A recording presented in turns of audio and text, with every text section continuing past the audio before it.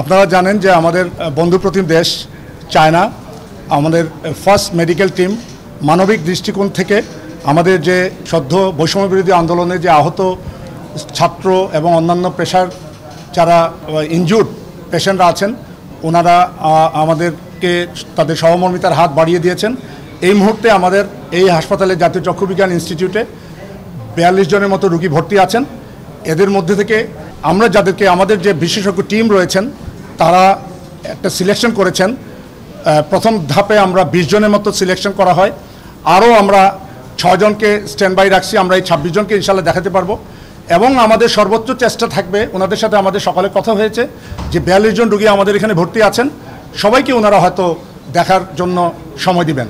ওনাদের এই দেখার প্রথম কাজ হচ্ছে, যেহেতু এটা ফার্স্ট মেডিকেল টিম, ওনারা দেখে রুগীদের চোখের কন্ডিশনটা বিবেচনা করে যদি মনে করেন যে এইখানে কোনো স্পেশাল টিম ওনাদের পাঠানো দরকার according to their severity, according to their speciality, যেমন কর্নিয়ার যদি কোনো প্রয়োজন হয়, রেটিনার কোনো ডাক্তারের যদি প্রয়োজন হয়, ওনারা যদি আজকে পেশেন্ট দেখার পরে যদি মনে করেন যে সেকেন্ড আরেকটা টিম আমাদের পাঠানো দরকার, ওনারা পাঠাবেন।